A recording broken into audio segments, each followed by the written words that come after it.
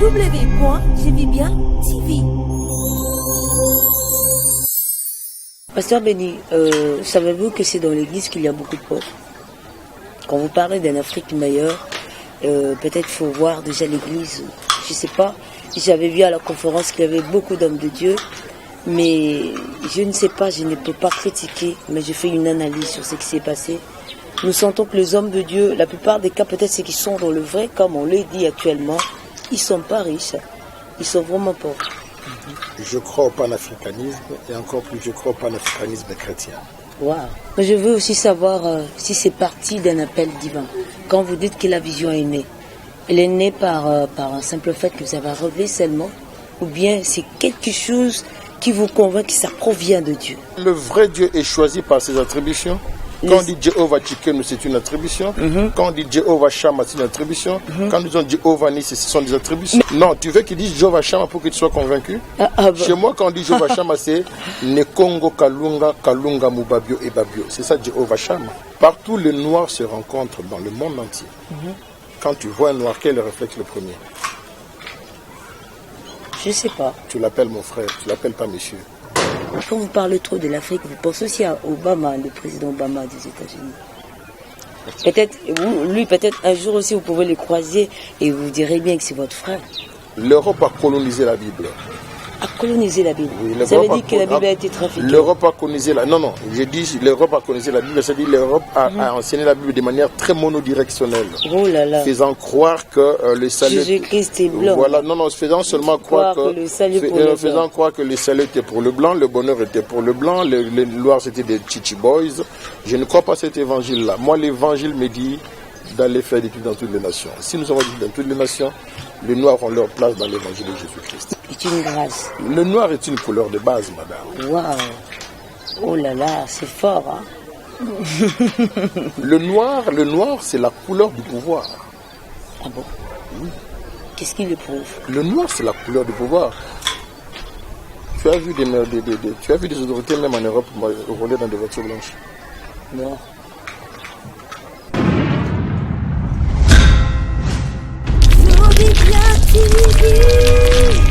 www.jevibien.tv. Salut très chers téléspectateurs, nous sommes très ravis de nous revoir encore sur la fréquence de Jevibien TV et c'est pour nous encore un réel plaisir d'être ensemble autour de cette émission Prophetic Times. Nous disons Prophetic Times, pourquoi? Parce que c'est l'heure du prophète, c'est un moment sensible où les hommes de Dieu vont parler de la part du Seigneur pour nous orienter. Et particulièrement pour aujourd'hui, nous avons reçu un homme de Dieu, mais qui ne va pas seulement nous parler des choses divines, mais aussi des choses ayant trait peut-être à l'humanité et pour un engagement personnel. Alors, bien aimé dans le Seigneur, il s'appelle le pasteur Béni, c'est un initiateur d'une grande vision. La mission s'appelle la mission panafricaine de Jésus-Christ pour le salut intégral. En sigle, on lit MPJSI. Alors, il est là avec nous. Et autour de cette mission, on va comprendre quelque part, c'est comme s'il y a un peu du racisme. C'est comme s'il y a un peu du tribalisme. Si réellement la mission panafricaine est avec Jésus, on doit sentir que Jésus-Christ est venu sauver l'humanité. Mais on va tous les découvrir ensemble avec vous, le bonheur ou le merveille que le Seigneur a caché au travers de cette vision. Et nous recevons déjà notre invité. Bonjour, pasteur Béni. Bonjour, madame Flore. Comment vous allez? Je vais très bien par la grâce de Dieu. Et comment va la MPJSI? Elle est en train d'apprendre à marcher. Elle va bien. Elle va bien. Elle apprend à marcher. Et c'est depuis quand que cette vision vous est venue? Et comment? La vision elle-même est née, ça peut vous surprendre. La vision est née depuis que j'ai 8-9 ans. Ah bon? Elle est donc très très lointaine en termes d'engagement. Engagement pour dire travailler pour l'autre, servir l'autre. Elle est née depuis ce temps-là, sauf qu'elle était très très embryonnaire. Et le Saint-Esprit nous a aidés à pouvoir la formaliser. Quand nous étions étudiants, ça s'est formalisé au contact avec d'autres peuples d'Afrique, au contact avec d'autres peuples du monde. Nous nous sommes dit que c'est vraiment le Seigneur qui avait parlé. Ça peut vous surprendre, mon engagement pour l'Afrique, C'est vrai qu'il était né quand j'étais enfant, mais il a été encouragé, requinqué par une blanche. Wow. Elle s'appelle Madame Le Corfec, paix à son âme. C'est une dame qui m'avait adopté quand j'étais étudiant au Maroc. J'ai passé 4 ans chez elle. Et c'est elle qui m'a appris à encore aimer l'Afrique. Une blanche. Et encore aimer mon pays. Wow. Elle était plus que moi, fan de l'Afrique, fan de la race noire. Et le Saint-Esprit est venu, comme je disais tout à l'heure, venu formaliser cette vision et cet engagement pour mon continent. Je crois au panafricanisme et encore plus, je crois au panafricanisme chrétien. Waouh, c'est un peu contradictoire, hein? Chrétien, panafricanisme. En fait, parce que quand vous parlez que la mission elle est panafricaine, on est ensemble avec Jésus. Jésus n'est pas seulement venu sauver les Africains, mais Jésus est venu sauver toute l'humanité entière. J'aime la phrase, j'aime la question. Quand Pierre se rend chez Corneille, il s'est rendu compte d'une évidence. L'évidence que le Seigneur choisissait dans quelques peuples, dans quelques nations que ce soit, des gens avec lesquels il voulait travailler. Le message de la mission consiste à faire comprendre à l'Africain que lui aussi a sa place dans ce grand royaume des sacrificateurs qu'est le royaume de Jésus-Christ. Voilà toute la trame de la mission que nous avons, la quintessence même du message que nous voulons faire passer, que le noir n'est pas une sous-race. Le noir est une race comme toutes les autres races et qu'en tant que tel, il a sa place sur l'échiquier mondial. Ça veut dire jusqu'à aujourd'hui, la race noire est toujours comme si en colonisation. Le noir vit dans une espèce de ce que j'appelle l'afro-pessimisme. C'est-à-dire l'indolence, l'ignorance de ce qu'elle est réellement, alors qu'elle est mère de l'humanité. C'est vrai. Les Blancs vont vous contredire. Ils ne peuvent pas me contredire, c'est ce qui est réel.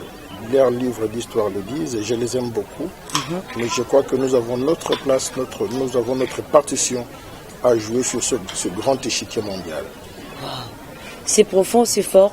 Mais je veux aussi savoir si c'est parti d'un appel divin. Quand vous dites que la vision est née, elle est née par un simple fait que vous avez rêvé seulement, ou bien c'est quelque chose qui vous convainc que ça provient de Dieu? Non, ça provient de Dieu parce que là j'ai parlé de la dame blanche, Madame Le Corfec, mais je peux aussi parler de mon père. Mon père biologique. Mon père biologique, c'est un autodidacte. Quelqu'un qui s'est formé à travers la radio et les journaux. À 9 ans, 10 ans, il m'apprenait déjà à compter l'histoire de l'indépendance de l'Afrique. Et en même temps, il me disait qu'il me léguait 2 choses seulement. Il me léguait la Bible et le dictionnaire. C'est fait que j'avais 2 grands amis quand je grandissais. J'avais la Bible et le dictionnaire. Vraiment. Et ayant étudié la Bible, je me suis dit que la Bible n'a pas de race. La Bible est de toutes les races. Et s'il est vrai qu'il y a des anges qui veillent sur les nations européennes, il y a aussi des anges qui veillent sur les nations africaines. Donc je parle du fait que l'humanité est née dans l'égalité, dans l'équité, dans la justice de par Dieu.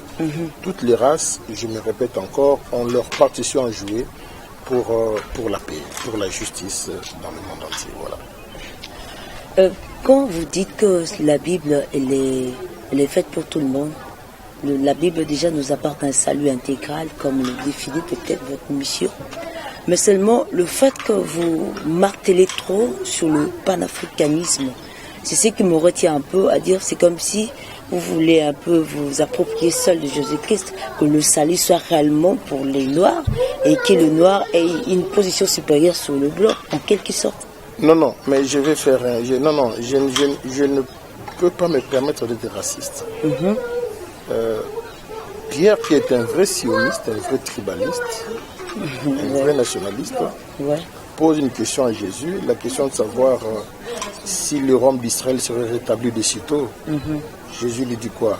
Il faut d'abord que le Saint-Esprit vienne et que l'évangile soit prêché dans toutes les nations. Et notre objectif à nous, c'est de prêcher l'évangile de Jésus-Christ, l'évangile qui sauve dans toutes les nations africaines. Seulement les nations africaines. Les nations africaines, et pourquoi pas aller au-delà. Et d'abord consolider notre foi en Afrique. Je crois pouvoir surprendre le monde si je dis que le noir a été essentiellement monothéiste avant toutes les races. Monothéiste, mais pas animiste. L'animisme nous a été prêté par l'histoire telle qu'écrite par l'Europe. Elle vous a été prêtée ou bien ils l'ont vécu plutôt si comme ça ils l'ont écrit? Non, je répète encore, l'animisme n'est pas un mot français. C'est quoi alors? Je donne un exemple. Paul descend de son embarcation sur l'île qu'on appelle l'île de Malte. Oui. Qu'est-ce que Paul y rencontre? Il y rencontre de l'animisme. La Bible dit que les barbares ont mis le feu. De ce feu-là est sorti un serpent. Le feu que les prédicateurs confondent souvent au Saint-Esprit, ça n'a rien à voir avec le Saint-Esprit. C'est un autre débat. Vraiment. De ce feu-là est sorti un serpent qui a mordu Paul. Ce serpent était le dieu des barbares, donc des animistes. Pendant que à l'île de Malte, il y avait régné l'animisme, chez nous, quelque part en Afrique, il y avait adoration pour le seul vrai Dieu. Adoration. Pour le seul vrai Dieu. En ces temps-là. En ce temps-là déjà. Je parle de l'eunuque éthiopien, qui lorsqu'il a rencontré le diacre qui l'a baptisé, l'eunuque éthiopien était en train de lire la Bible et s'est posé la question de qui il s'agissait. Donc c'était déjà l'adoration au vrai Dieu. L'île de Malte est venue après l'épisode de l'eunuque éthiopien. Je me demande le barbarisme ou l'animisme, c'est par rapport à quoi? C'est par rapport à qui? C'est par rapport à où? C'est par rapport aux traditions. Non, je pose la question, prenons les deux épisodes de la Bible, où d'une part nous avons un noir africain en train de lire la Bible dans Isaïe, et d'autre part Paul plus tard qui s'en va sur l'île de Malte, qui est en Europe. Vous savez, l'île de Malte est en Europe. L'île de Malte est devenue aujourd'hui l'ordre souverain de Malte. Lorsque Paul s'y rend, il rencontre quoi? De l'animisme. Il n'y rencontre pas le culte au vrai Dieu, au seul vrai Dieu unique.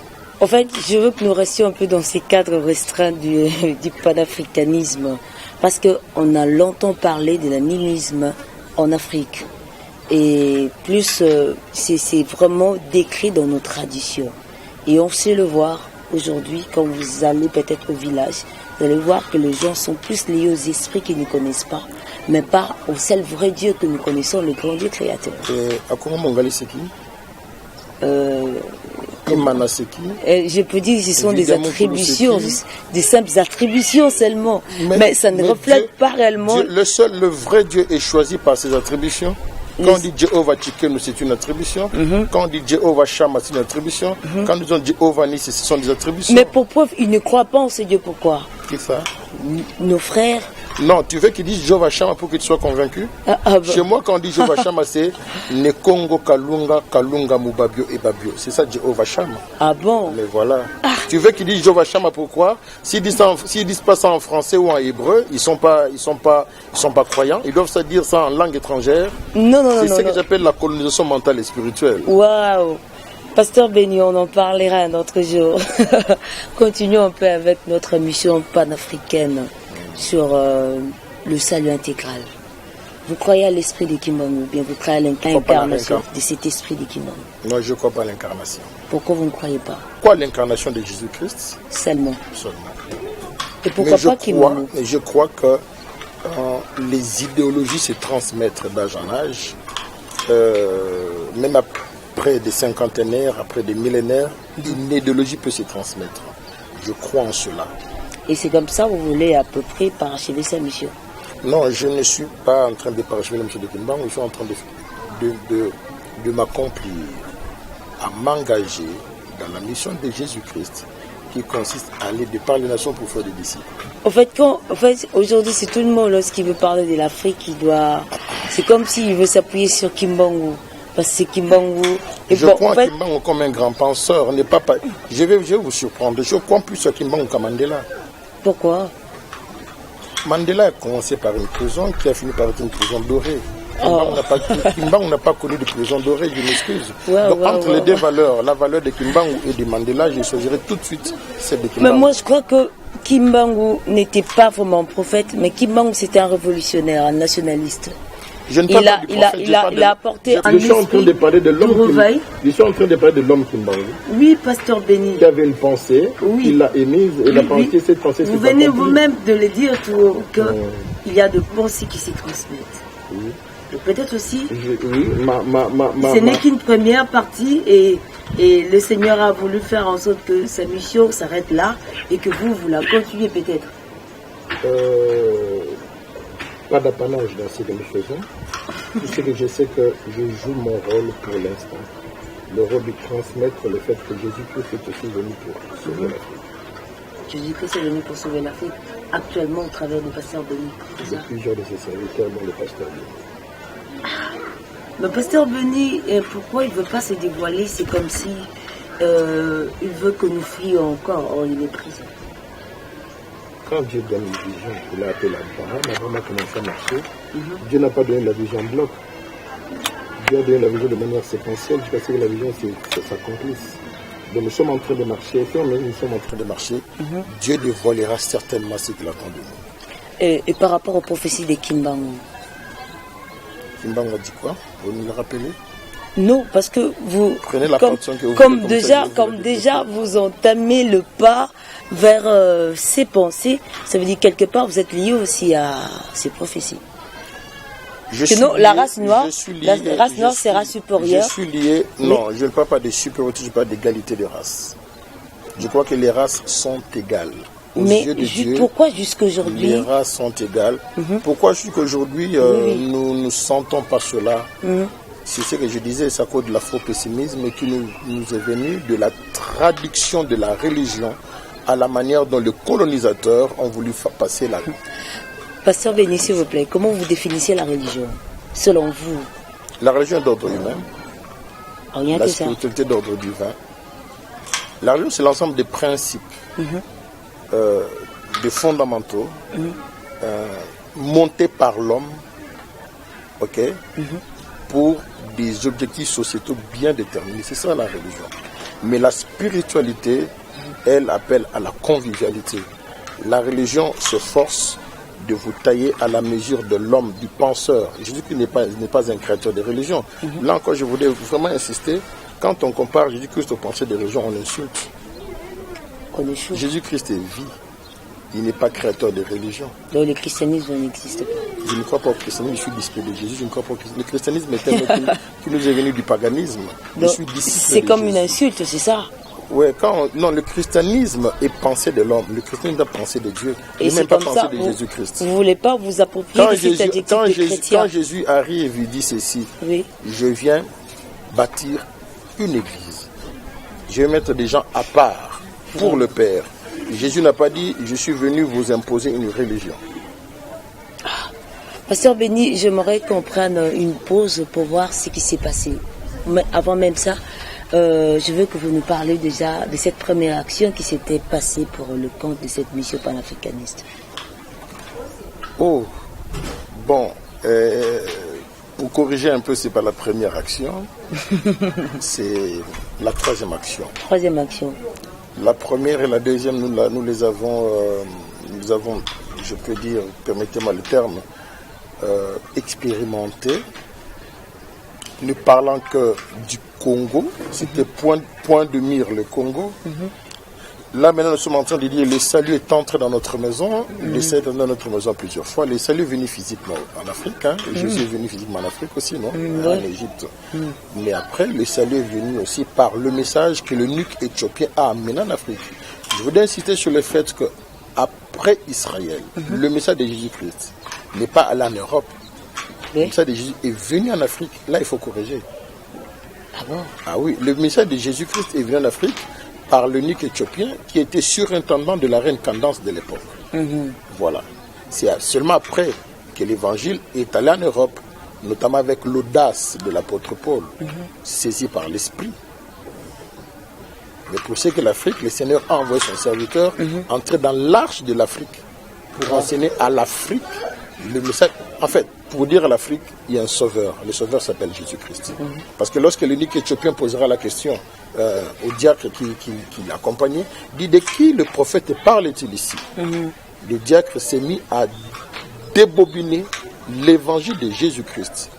Et tout de suite après, l'eunuque éthiopien a été baptisé. Pour parler dans un langage imagé, je dirais que nous avons été comme baptisés par lui, après lui, avec lui, déjà à l'époque. Donc c'est seulement après que l'évangile s'est répandu en Europe et l'Europe s'en est appropriée. L'Europe, je dirais, a démodelé l'évangile pour des objectifs malsains de domination. Voilà. Pasteur Béni, je veux que nous revenions un peu pour la première action. Vous avez dit que vous avez parlé sur le Congo. Et la deuxième était portée sur quel objet? C'était point de mire le Congo. Comme je disais, c'est quand vous grandissez que le Seigneur fait grandir aussi la vision. Et le Seigneur donne aujourd'hui d'aller dans une perspective beaucoup plus panafricaniste. En fait, quoi? Il s'agira de créer dans toutes les nations d'Afrique ce qu'on appelle la maison de l'Afrique. Maison de l'Afrique. Je donne un exemple. Je vais m'attirer à donner un exemple terre à terre. Partout, les Noirs se rencontrent dans le monde entier. Quand tu vois un Noir, quel est le réflexe le premier? Je ne sais pas. Tu l'appelles mon frère, tu l'appelles pas monsieur. Bien sûr. Quand deux Blancs se voient, ils s'appellent monsieur. Ah bon? Quand deux Noirs se rencontrent, ils s'appellent mon frère. Mais ça veut dire quoi? Ça veut dire que nous sortons d'une même souche. Nous nous reconnaissons comme tels sortant d'une même souche. Bon. Mais les Blancs se sentent un peu éparpillés, c'est ça? De chacun pour soi, Dieu pour tous.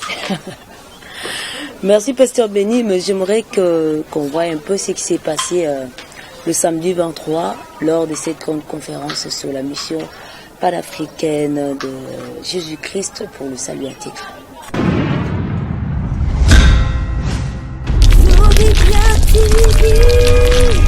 www.jevibien.tv.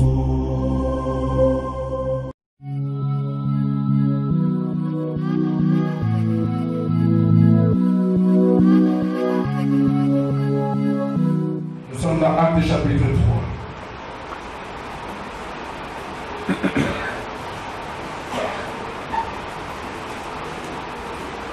Pierre et Jean montaient ensemble au temple à l'heure de la prière. C'était la 9e heure. Il y avait un homme boiteux de naissance qu'on plaçait tous les jours à la porte du temple appelé la Belle pour qu'il demandât l'aumône à ceux qui entrent dans le temple. Depuis la naissance du Congo, le Congo est boiteux. Tantôt plus tôt. Toujours tatabana. C'est du tantôt plus tôt. Il y a des années où ça monte, il y a des années où ça descend. On nous place pour faire quoi? Pour demander l'aumône. Faut monétaire et la mwambo monaye. Bon mondial et la mwambo monaye. Belgique et la mwambo monaye. Ogo et la mwambo monaye. Mais écoutez, nous ne sommes pas dans le temple. Le temple c'est quoi? Le temple c'est la maison où résident les grandes nations du monde. Alléluia. Nous ne sommes même pas dans le G7. Maintenant c'est G9. C'était G7, G18. Nous ne sommes même pas dedans. Nous sommes en train de demander attendre le monde. Je vous dis ce matin, le temps de le monde doit prendre le fer. Et ils sont en train d'entrer dans le temple. Nous nous demandons dans le monde parce que nous sommes boiteux.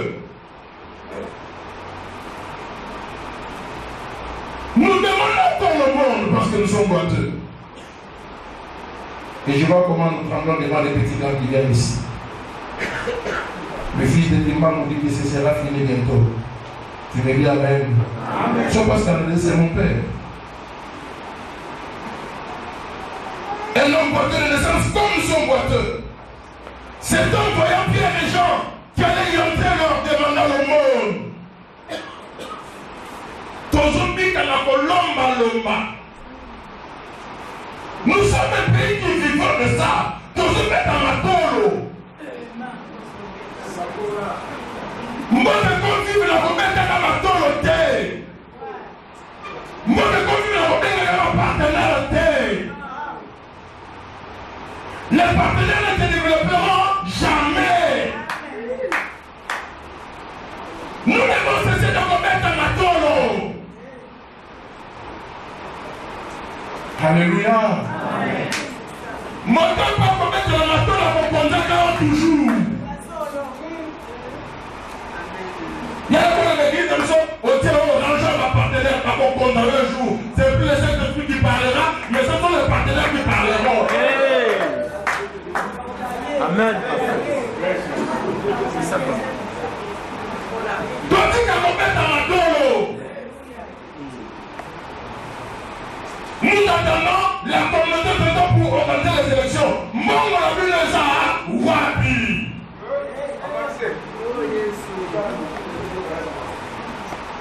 Batata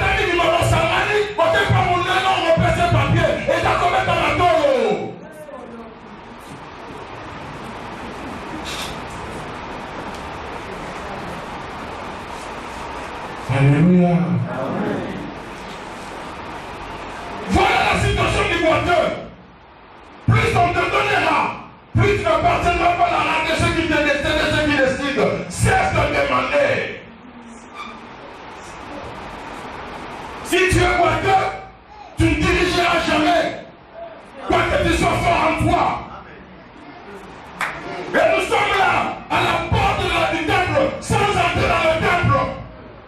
C'est ridicule pour un pays. Et Dieu dit, cela doit prendre fin. Amen. Amen.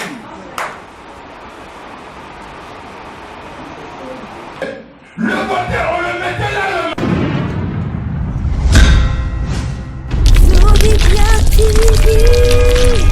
www.jevibien.tv.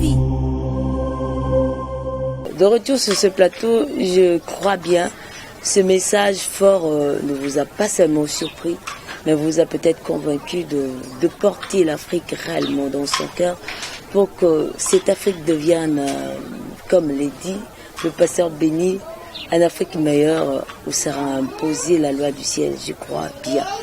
Mais ce qui m'étonne, pasteur Béni, quand vous parlez trop de l'Afrique, vous pensez aussi à Obama, le président Obama des États-Unis.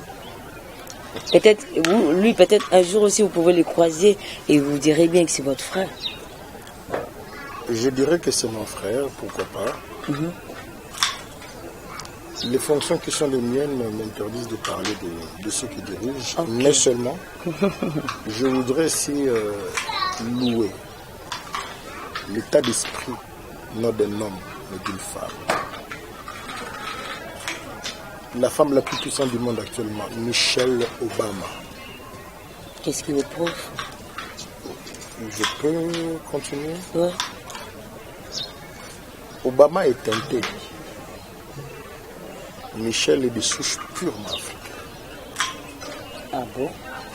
Michelle est descendante d'esclaves. Et quand je vois Michelle habiter la Maison Blanche, c'est là que je pense à Kimba. Ah bon? Pour rejoindre Michelle qui est noire, habite une maison blanche. L'arrivée de Obama au pouvoir, c'est la consécration d'une femme. C'est la correction que Dieu apporte au monde. Correction. Pour dire une correction, une très nette correction, pour dire qu'une femme de souche d'esclaves peut aussi devenir une grande dame. Donc quand je vois ce couple, je ne regarde pas l'homme, je regarde la femme. Et je dis Seigneur merci, parce que notre sœur, fille d'esclave, est devenue la première d'entre les dames puissantes du monde. Je dis, c'est là que je loue le Seigneur. Le Seigneur est un Dieu de correction. Wow. C'est exactement comme Ruth qui va épouser un homme fort. Boaz. Et par là, vous voulez dire quoi par rapport à cette mission? À la mission qui est la nôtre. Je dis, les siècles qui viennent seront noirs. Noirs. Mais pourquoi? C'est comme si vous voulez... En termes, quand je dis noir, c'est pas en termes de domination masochiste, c'est en termes de correction divine. Mais quand vous dites que Dieu va corriger, c'est comme Dieu si... va corriger. Il va corriger. Il va corriger quoi et qui? Parce que Dieu nous a tous créés à son image. Dieu va corriger les inégalités, Dieu va corriger les inepties, Dieu va corriger les incorrections que la colonisation a diffusées. C'est comme si vous donnez toujours la place à la colonisation. Quand je parle de la colonisation, je parle de la colonisation de la Bible. L'Europe a colonisé la Bible. A colonisé la Bible. Oui, ça veut dire que la Bible a été trafiquée. L'Europe a colonisé la... Non, je dis l'Europe a colonisé la Bible, c'est-à-dire l'Europe a enseigné la Bible de manière très monodirectionnelle. Oh là là. Faisant croire que le salut... Jésus-Christ est blanc. Voilà, faisant seulement croire que le salut pour le faisant croire que le salut était pour le blanc, le bonheur était pour le blanc, les noirs c'était des chichi boys. Je ne crois pas cet évangile-là. Moi, l'évangile me dit d'aller faire des études dans toutes les nations. Si nous avons dit dans toutes les nations, les Noirs ont leur place dans l'évangile de Jésus-Christ. Mais pourquoi seulement marteler sur le panafricanisme quand vous dites déjà qu'il faut faire de toutes les nations le disciple de Jésus? Ça veut dire que Jésus-Christ n'est pas raciste. Quand vous comprenez de la sorte, ça veut dire que la mission ne peut pas seulement être restreinte au niveau de l'Afrique, peut-être. Non, faire connaître au monde ce qu'est la race noire par l'évangile de Jésus-Christ. Je crois que la race noire est une grâce pour le monde. C'est une grâce. Le noir est une couleur de base, madame. Waouh! Oh là là, c'est fort, hein? Le noir, c'est la couleur du pouvoir. Ah bon? Oui. Qu'est-ce qui le prouve? Le noir, c'est la couleur du pouvoir. Tu as vu des autorités, même en Europe, rouler dans des voitures blanches? Non. Ah bon? Merci, pasteur Béni. C'est fort. Mais pourquoi dans votre message, vous avez parlé de récits historiques comme si ces récits étaient un peu imaginaires? Non, il y a des récits qui sont mythiques, il y en a qui sont historiques. Nous ne pouvons pas parler du vrai si on ne parle pas du mythe, si on ne parle pas du spirituel. Le vrai n'existait pas sans mythe. Tout part toujours d'un mythe. Mais pourquoi? Pourquoi associer le mythe au spirituel, le mythe à la réalité? Le mythe n'est pas fouillant. Le mythe vit toujours avec nous. Chacun a un mythe. Et le vôtre, c'est quoi? Dans 10 ans peut-être. Ah, mais non. Non, parce que vous révélez des choses. Non, je dis ceci. Pose la question à ta mère. Sur les circonstances qui ont entouré ta naissance, tu connaîtras ton mythe. Donc, quelque part, le mythe révèle la mission d'une personne. Chacun a un mythe. Et tu peux tirer du mythe le vrai pour conduire ta vie. Ah bon? Mais pourquoi vous êtes un peu... pas très... Un peu... Vous être à la fois scientifique et à la fois spirituel. Pourquoi? On ne peut pas prêcher l'évangile au jour d'aujourd'hui sans connaître les choses de son époque. Il ne faut pas sortir Dieu de l'histoire de Dieu. L'histoire de Dieu. Dieu nous a fait le bonheur de confondre sa propre histoire à l'histoire de l'humanité. C'est ça tout le bonheur que tu trouves dans la Bible. En fait, je veux savoir la place de Jésus. Dieu n'est pas fouillant. Jésus n'est pas fouillant. Il est réel dans nos vies. Il vit avec nous. Il marche avec nous.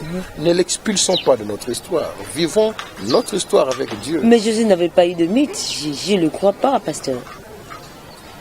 Les mythes sur Jésus circulent partout.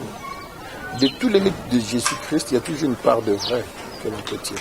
Et d'autre part, d'une part aussi, un peu de fausseté. Le mythe n'est toujours pas tout à fait vrai. Mais il y a une part du vrai dans le mythe. Écoutez, du lion de Salomon, on a tiré le miel. Du mythe, on peut tirer ce qui est vrai. Wow. Vous êtes vraiment africain parce que vous êtes un peu... Vous êtes lié à votre tradition. Pourquoi? Vous croyez vraiment que toutes nos traditions sont mauvaises? Je ne crois pas que nos traditions soient mauvaises, mais sauf que dans l'Afrique... Un peuple sans tradition est un peuple sans essence. C'est vrai. Un peuple sans tradition est un peuple qui sera dominé. Un peuple sans tradition est un peuple qui voit l'échec. Mais aujourd'hui, excusez-moi, pasteur... Vous pensez vraiment que toutes les traditions européennes sont bonnes? Non, je n'ai pas dit ça, alors, mais pasteur... Si nous avons dans nos traditions des points qui sont positifs, nous devons les exploiter. Si nous avons qui sont négatifs, nous devons les expulser. Point barre. Oui, c'est à nous de faire ce travail que j'appelle le travail de catharsis. C'est-à-dire nous devons apprendre à ne jamais parler superficiellement. Nous devons apprendre à faire un travail en profondeur, même quand il faut s'autocritiquer. C'est là tout le problème qu'a l'Africain aujourd'hui. L'Africain ne va pas dans la catharsis. L'Africain va dans les formules ampoulées tirées d'ailleurs. Même en matière de religiosité ou de spiritualité, l'Africain aime trop les formules ampoulées. Non, fini avec les formules ampoulées. Fini avec les formules ampoulées, nous allons faire dans la profondeur. C'est ça la catharsis. Ah bon? Mais sauf qu'aujourd'hui, si je peux, excusez-moi pasteur, peut-être deux instruments que Dieu se serve et ces instruments n'ont pas bien saisi la pensée de Dieu, ils ont dérouté le peuple de Dieu. Excusez-moi, mais peut-être vous représentez déjà les hommes de Dieu. Ce n'est pas moi de faire le jugement de ceux que Dieu s'est Je n'ai pas dit je parle pas de jugement, pasteur. Je dis ceci, le maître m'a dit ceci, laissez pousser le blé livré. À la fin, lui-même viendra émonder ce qu'il faudra émonder. Ça, c'est pas mon travail, c'est le travail du Seigneur. Il se l'est réservé, je le laisse et je m'abaisse quand il dit que c'est son travail à lui. Maintenant, quel est votre plan d'action dans cette mission panafricaine? Bon, nous commençons d'abord par implanter la mission. À tout chien et tout honneur, nous commençons par notre case. Notre case, c'est le Congo. Lorsque nous l'aurons implanté sur le Congo, nous allons aller au-delà des frontières. Ça, c'est sûr. Nous nous donnons l'ambition d'atteindre tous les pays de l'Afrique. Là, maintenant, vous serez représenté partout, c'est ça? Jésus-Christ sera représenté partout. Nous parlons de vous, pasteur. Nous savons que vous travaillez avec Jésus, mais nous parlons de vous et de votre mission. La mission panafricaine oui. de Jésus-Christ, oui. le salut intégral, oui. sera représenté partout. Et Jésus-Christ y sera. Il va se glorifier. Amen. Mais pourquoi seulement le salut intégral? Ça veut dire que ceux qui vous ont précédé n'ont pas réussi. Nous allons au ciel. Ne m'envoyez pas au ciel très tôt. Nous allons au ciel, ne m'envoyez pas très tôt. Ça veut dire? Le salut est aussi physique, le salut est aussi matériel, le salut est aussi financier. Je crois en Afrique qui sera demain tout aussi spirituelle, fortement spirituelle, mais tout aussi prospère matériellement et financièrement. C'est en cette Afrique-là en laquelle moi je crois. Pasteur Béni, savez-vous que c'est dans l'église qu'il y a beaucoup de pauvres? Quand vous parlez d'une Afrique meilleure, peut-être il faut voir déjà l'église. Je ne sais pas, j'avais vu à la conférence qu'il y avait beaucoup d'hommes de Dieu, mais je ne sais pas, je ne peux pas critiquer, mais je fais une analyse sur ce qui s'est passé. Nous sentons que les hommes de Dieu, la plupart des cas, peut-être ceux qui sont dans le vrai, comme on le dit actuellement, ils ne sont pas riches, ils sont vraiment pauvres, mais ils ont la vraie parole de Dieu. Il faut rendre les peuples riches. Et comment on le fait? Dieu va s'occuper de nous certainement. Actuellement, seulement Dieu va s'occuper de nous pendant tous ces temps, les gens gémissent dans l'intégrité. Je continue à dire ceci, il faut sortir le peuple de la pauvreté. Le peuple sortir de la pauvreté lorsqu'il sera décolonisé spirituellement. Lorsqu'il sera décolonisé matériellement et financièrement. Et c'est le message que Jésus-Christ veut faire passer pour ce temps-ci par son serviteur. Le pasteur Béni. Humblement. Au fait, j'aimerais que vous soyez un peu clair, pasteur. Êtes-vous prophète seulement ou révolutionnaire d'un éveil spirituel pour la race noire? Quel est ce noire? prophète qui n'est pas révolutionnaire? On n'est jamais prophète sans être révolutionnaire. Et pourquoi? C'est comme ça que Dieu a fait les choses. Pourquoi? Parce que il y a, je sais pas, mais... Dans les prophètes, oui. Je vais situer les prophètes. Okay. Il y a des prophètes thaumaturges. Ils fonctionnent comme des magiciens. Ah bon? À la manière de Moïse et d'Élie. Moïse, déjà, il y avait une substance de révolution, c'est-à-dire qu'il luttait contre l'injustice. Et Élie aussi. Élie aussi. Il y a des prophètes sociaux qui parlent, comme Isaïe, comme Jérémie, comme Ézéchiel, qui nous situent par rapport au temps. Il y a Jean-Baptiste qui était un prophète aussi révolutionnaire, dans le sens d'apprêter le peuple pour le Seigneur Jésus-Christ. Et Jésus lui mettait le tout de tout ça. Ah bon? Maintenant, je marche sur le pas de Jésus. C'est moi sur le pas de Jésus. Je marche sur le Mais pas pourquoi vous ne voulez pas vous dévoiler? C'est-à-dire? Non, Jésus-Christ a dit, c'est lui qui m'a vu, a vu le Père. Oui. Mais vous ne voulez pas vous dévoiler. C'est-à-dire, sois précis. Non, vous voulez qu'on vous découvre seulement. C'est un tort.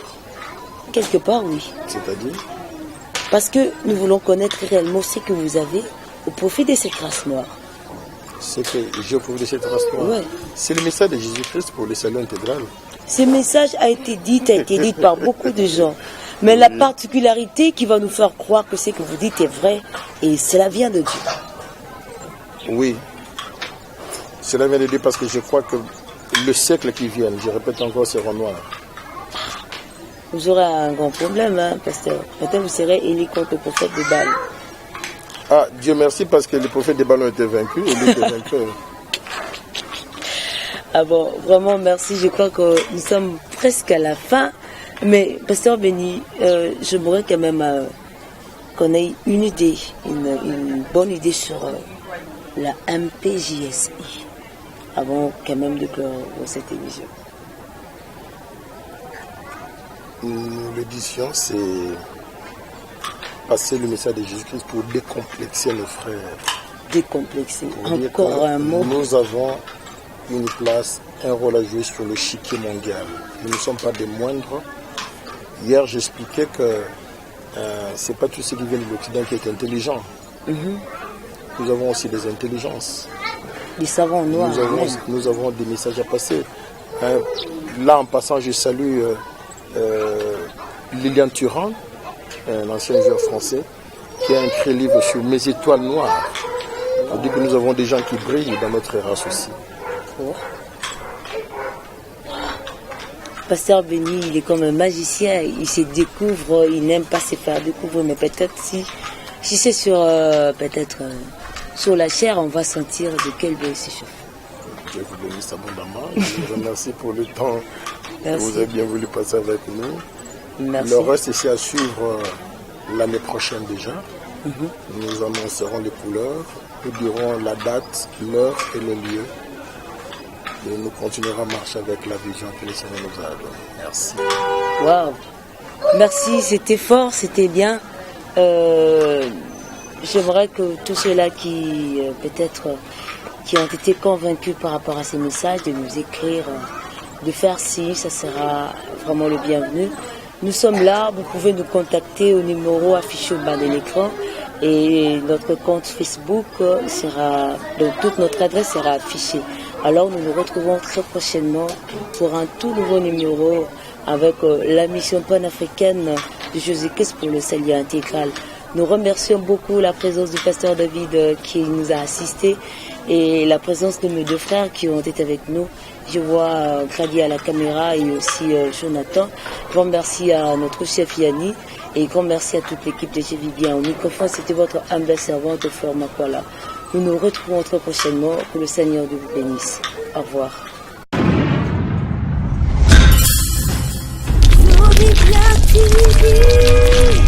www.jevibien.tv